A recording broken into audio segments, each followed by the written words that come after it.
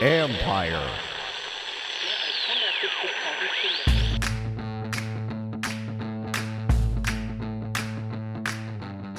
Hello and welcome to my podcast. Today we talk tight end John Bates with Boise State tight end coach Kent Riddle. I have talked to former Washington tight ends Logan Paulson and Chris Cooley, and both like this pick.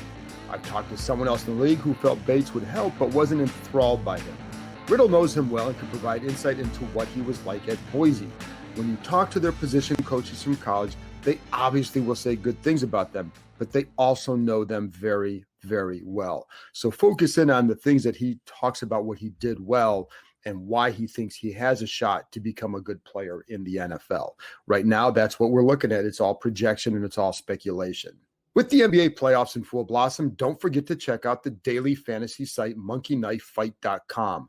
Get a free $5 game and up to $100 in a match deposit just by using promo code JKR. That's a lot of free money to play with. And as always, you can read my work on ESPN.com. Washington will be starting the next phase of its OTA work this week. The meeting will be out there on Tuesday, and we'll be able to talk to a few players. Alas, still via Zoom, but we will have discussions about that. Before I share my conversation with Boise State tight end coach Kent Riddle, here are a couple things. On the Morgan Moses release, anyone should have seen this coming once they gave him permission to seek a trade. Heck, after they drafted Sam Cosmi and then signed Charles Leno to start at left tackle, that also was a very big clue. Time will tell if they were right to move on or not from Moses, but I also know a year ago at this time, the fan reaction would have been different.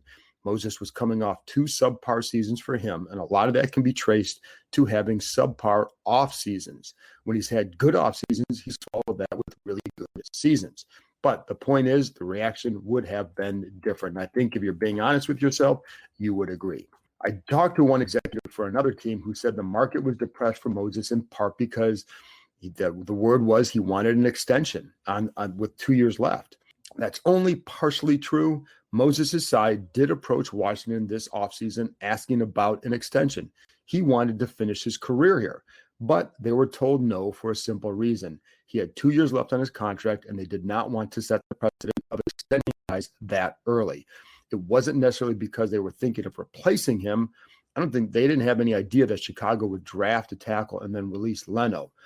But anyway, Moses' side dropped that request and moved on. I was told it was not something he was seeking, that it should not have held up any possible deal. The fact that it was kind of out there is, that was kind of a problem. The reality is what held it up is that not many teams have both the salary cap space and the desire to use up half of that space on a right tackle, and then also a need for a right tackle. That was not going to change, so Washington cut ties now rather than keeping him around, hoping that a late round pick would eventually materialize. And he was never going to fetch much more than that. Any possible trade was killed once Washington made public its permission for Moses to seek a trade. And by the way, again, that was their decision. Moses didn't go to them and ask for that. And I know some of you thought that may have killed it, but that's really not the case. Teams trade for guys in that situation all the time. Why? Because if they truly want that person and know that a couple other teams do as well, it guarantees them getting that player. Yes, they know he'll be cut, but they don't know if they can sign him. Now, if they don't feel like there's competition for him, or if they're kind of mixed on him, they'll wait to see if he gets cut. If they really like him, even if there's a public situation where that he's being traded, then they'll still trade for him. And don't forget, once teams start calling, they know the guy is available. That word spreads.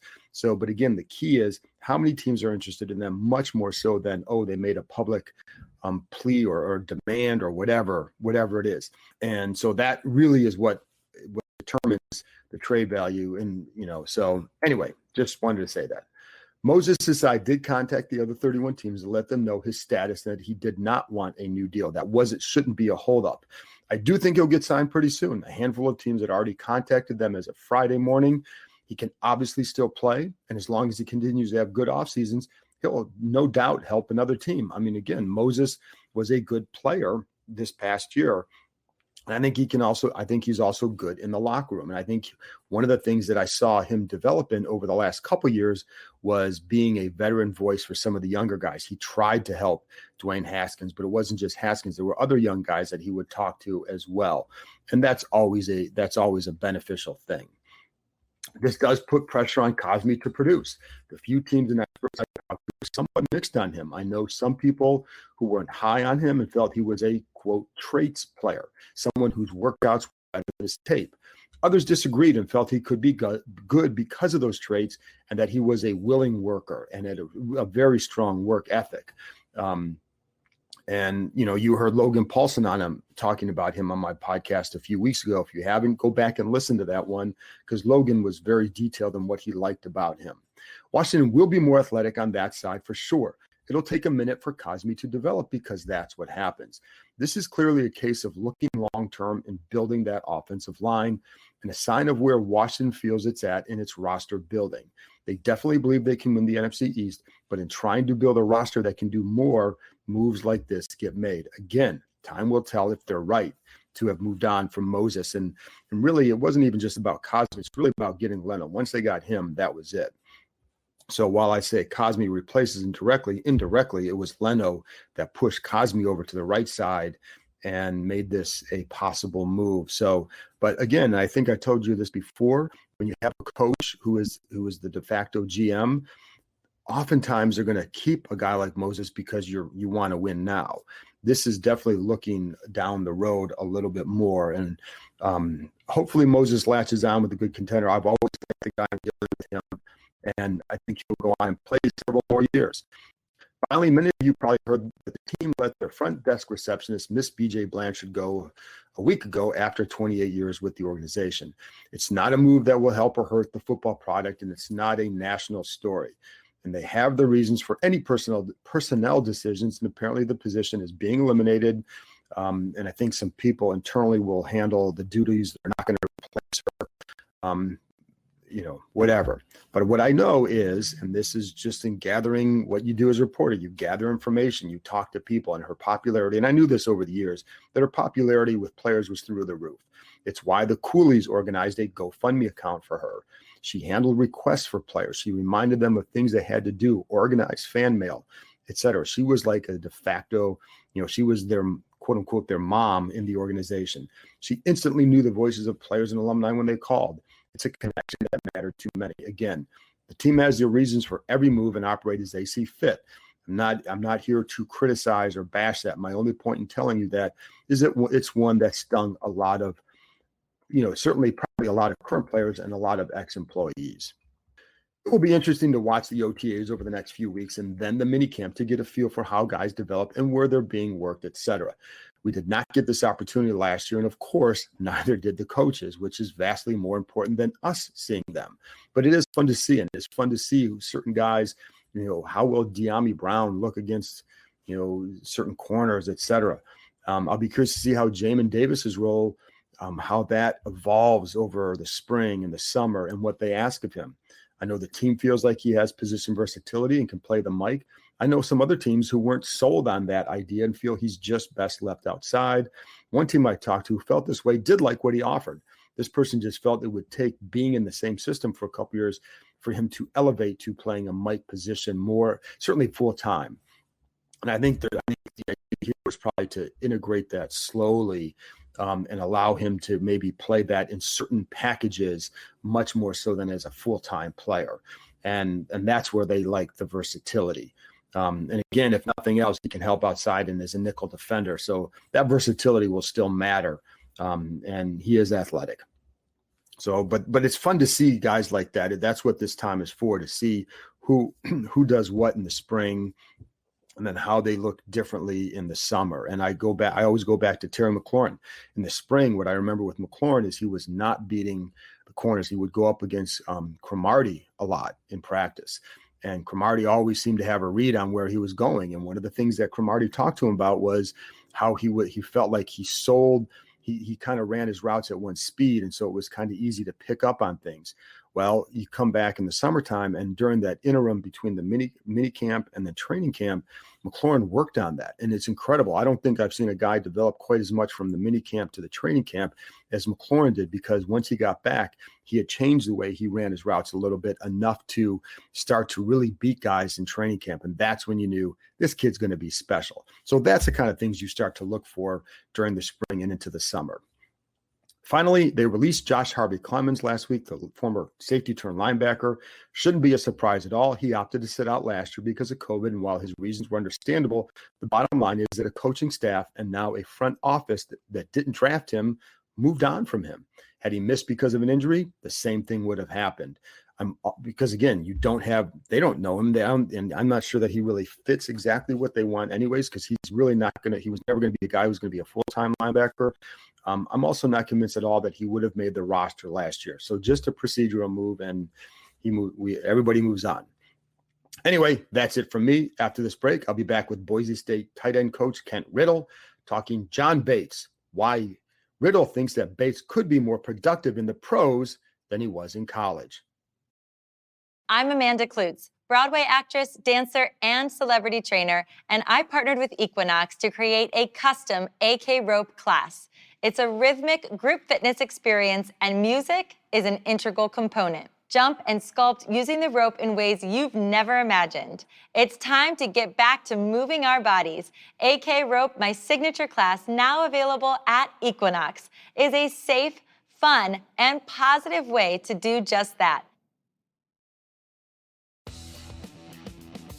This show can be found on Podcast DC, the new local app with hundreds of options in local news, health, and of course, of the DMV region. Download the Podcast DC app to hear all the Empire shows, as well as the other great content. Hey everyone, I want to tell you about a fun new offer from Monkey Knife Fight that can enhance any sports experience, whether you're at a game, on your couch, or in a bar. It's a daily fantasy sports league that is easy to play. You can sign up on monkeyknifefight.com using promo code JKR and play games such as More or Less. Will an NBA player score more or less than a listed point total? You can do the same in baseball. Will a pitcher have more or less strikeouts than a given amount, etc.? It's fun. And every Friday it's Home Run Derby. Bet on 3 guys who hit home runs that night. All 3 hit one, you share in the prize pool. Every week you can participate in their Eagle Eye Jackpot based on the PGA Tour. Choose from any sport, from NASCAR to UFC and League of Legends. And of course, once football rolls back around, there will be even more fun prop bets. This is daily sports betting designed for the average fan to use their knowledge and have some fun. Sign up now at monkeyknifefight.com and use promo code JKR. That's promo code JKR. Welcome back. Now here's my conversation with Boise State tight end coach Kent Riddle. Kent, I just want to start with, what is Washington getting in John Bates?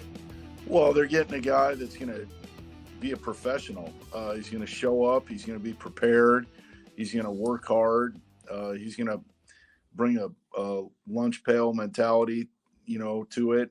And then I think on the field, they're getting a guy that can be a dominating run blocker. And, I think he's been undervalued in the pass game. He can stretch the field. He can go up and catch balls. He can make a guy miss. He's going to make the tough catch. So I think they're getting an all-around guy that's going to be a great teammate first. Let's start with the run blocking. Why do you feel he is a dominant run blocker?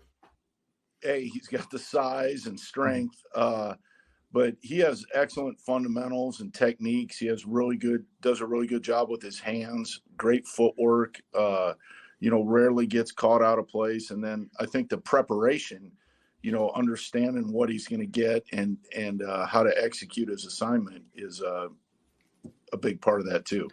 Are there some examples of plays where you see like this block was a direct result of his preparation and this is what went into it that kind of shows that? Yeah, absolutely.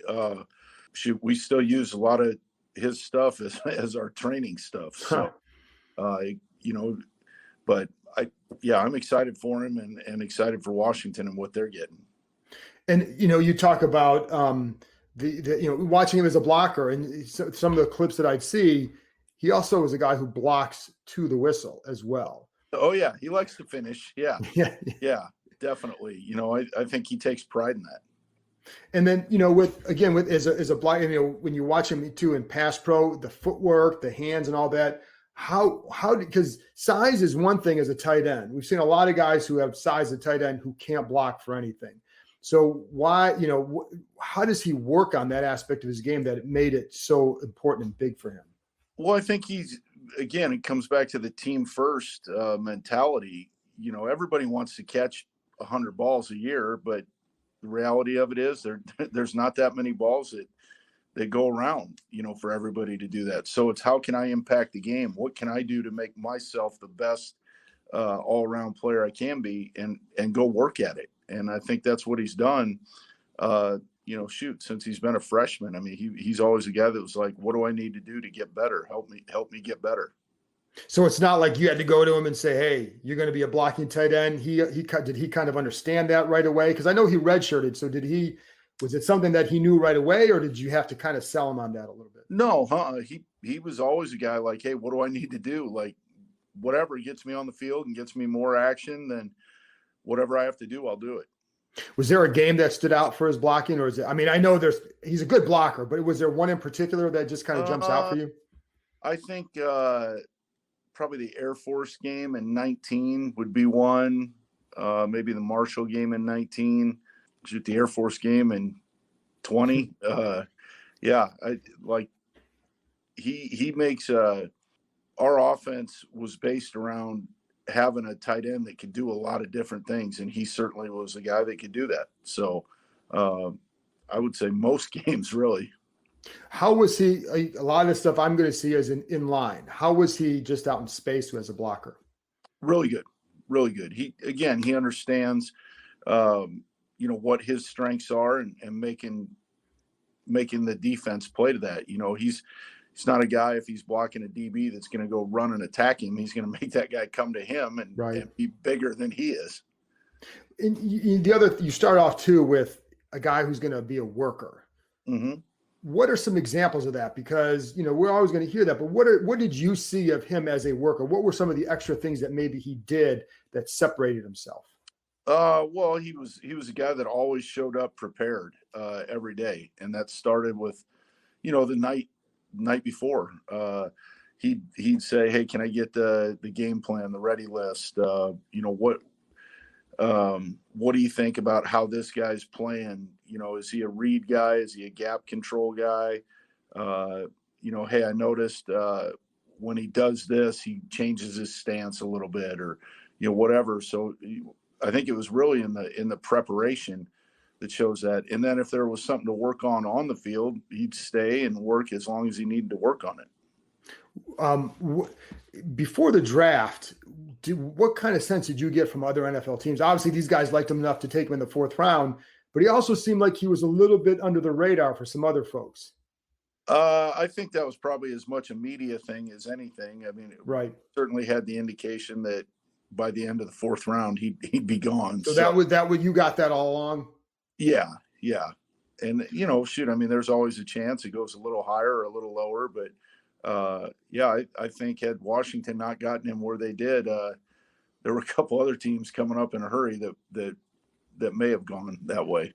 When you would communicate with them, what were they seeing in him that made him like somebody? I mean, obviously the blocking, but was it primarily that, or were there some other things that you heard about him from teams that they really liked? No, I think the biggest thing that most guys felt like, this guy's going to be in the NFL for a long time and be a productive player. He can block, he can catch. Is he a 4-4 guy? No, he's not, but not many other guys are either, but he knows how to use his body.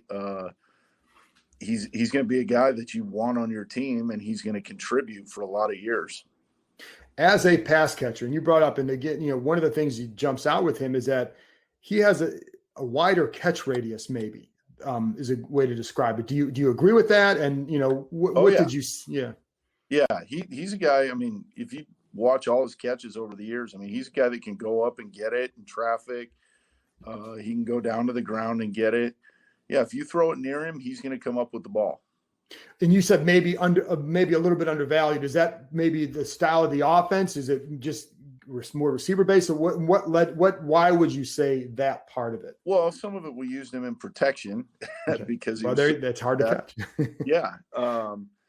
And we've been very fortunate. You know, we've had a bunch of good receivers here, right. And that probably led to some of it. Yeah, it was just kind of the nature of where the ball went. And sometimes you get a feel that this guy could be, you know, player X could be more productive in the NFL in a certain role than he was in college. Could he be that kind of a receiver? I mean, what do you think of, you know, going to this level? I do think so. I think he will catch more balls probably. You know, again, some of it the nature of matchups in the NFL, some of it the nature of, hey, they're gonna give more underneath stuff. You know, probably a little bit more play action type stuff. So I think he probably will catch more balls. And how would you describe him as an athlete? Excellent. You know, he runs better than people give him credit for. But I think his quickness and change of direction is excellent. He's a high school track athlete, high school basketball player. You know, so he's a guy that's done a lot of different things. And I think all that shows up when he gets on the field and has the opportunity to showcase his talents. And how does that, like, how do you see those skills like translating from track, obviously speed, but there's some other stuff too that, you know, he's a triple jumper, he's a hurdler too, I think. Yeah. He threw the javelin, for goodness sake. So, you know, but how did you see those skills in basketball, of course, too? How did you see those skills translating to football? Well, just you ability to use his body, ability to jump, you know, transition in and out, I think, of breaks. I think that's the stuff that shows up all the time. Now, he threw the javelin. No tight end passes here or what? We've had a few over the years. We never got him into a game, but we practiced him. He can throw it a little bit. Okay. What do you remember about scouting him in high school? Because he's doing all that. Like, what was your opinion of him coming? Because I think it was only Oregon State that had offered him before you guys. Yeah. He was a guy we knew early on, you know, was going to be a college player. We just, at the time, weren't going to take a tight end. And, you know, as we kind of went through, started figuring out like, hey, we probably do need a tight end in this class. And he was the guy we wanted. And we had to go recruit pretty hard against Oregon State to get him. Fortunately, he'd kind of grown up over here in the Boise area before he moved to Oregon. And that helped us a lot in the long run. But I think his athleticism probably more than anything. He wasn't even playing tight end. He was playing quarterback and safety and a little bit of receiver, but you could see all the athleticism, and then he wanted to play physical. So felt like that would translate to being a good tight end. How did you see when you say wanted to play physical? Because obviously, I mean, it's a physical sport. When he was tackling and the few times he did have to block, I mean, you could see he wasn't afraid of contact. Where did he improve the most during his time there? Well, I think as a blocker, you know, because he came in not being a tight end or an O lineman, or, you know, so he just didn't do that. So as a freshman, that was a learning curve, but, you know, to go from not doing it at all to where he is now, I think really good. And it's funny because, like, again, when you watch him, like, you know, he bends his knees. He seems to play with good leverage. He really understands, maybe, I hate to say the science behind the blocking of it, but that's all goes into it. No, I think that's accurate. I think he does. I think he understands pad level, leverage, inside hands, you know, footwork, having a good base. I think he understands all that stuff. And it's because he studied it and worked at it and practiced for a lot of years. It's also hard. I think teams are really, obviously receiving tight ends everybody wants them. But I think a good blocking tight end has been difficult to find, I think. I agree.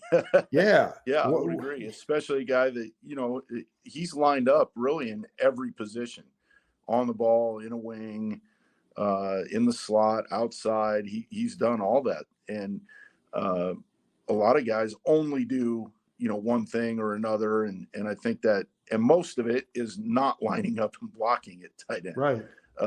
But that was a big part of our offense, and he embraced that. What kind of a person is he? He's an awesome guy. He really is. He's maybe a little quiet and reserved, just the first few times you meet him, but he's very thoughtful.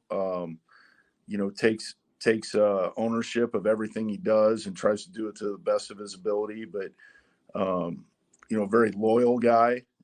Yeah, I mean, he's one of the best people I've been around. Really? And how, in terms of loyalty, how did you see that? What?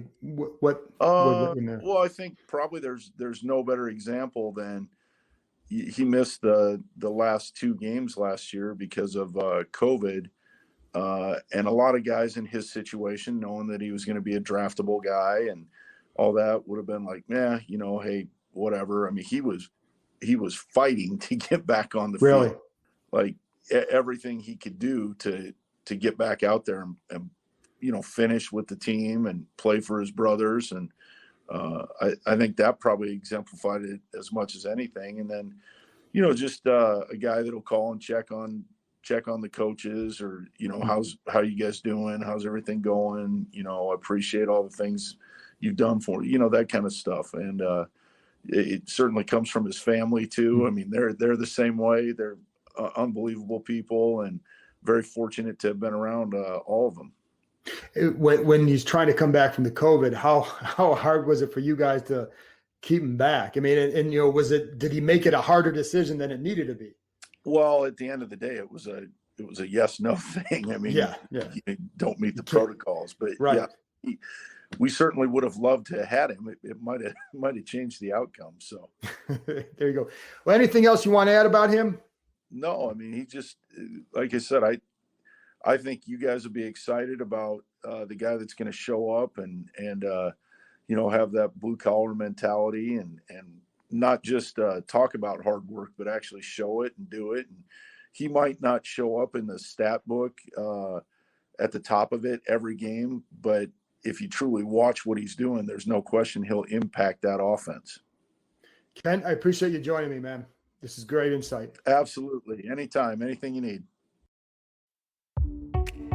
This episode is brought to you by the NBA. Witness mind-bending competition on the biggest stage between the best players in the world, a place where legends are made. It's impossible jumps that seem to freeze in midair, and spectacular steals that you didn't see coming. It's that one play that lasts seconds that you will talk about for the rest of your life. And let's face it, it's the unpredictability of it all, never knowing when the next big moment will happen. Huge wins and crushed dreams. It's the drama of it all. You just can't make this stuff up. That's the NBA. That's game. The NBA playoffs are happening right now. Don't miss all the action.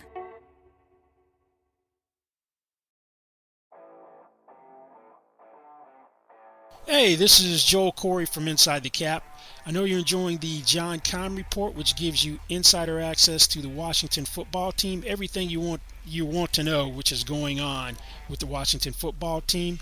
Once you're done with that, check out my podcast, Inside the Cap, which gives you the ins and outs of the NFL salary cap and player contract negotiations. Check out these 2 products and other fine podcasts from Empire Media.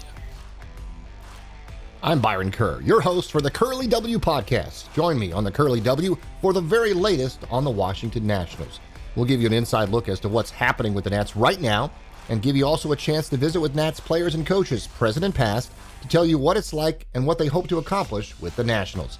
From Fredericksburg to Nats Park, West Palm Beach to Rochester, Wilmington to Harrisburg, it's all Nats baseball. Subscribe to Curly W wherever you get your podcasts. Another great show from Empire Media.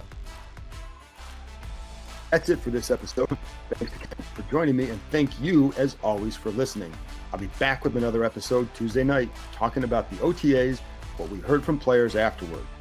Talk to you next time.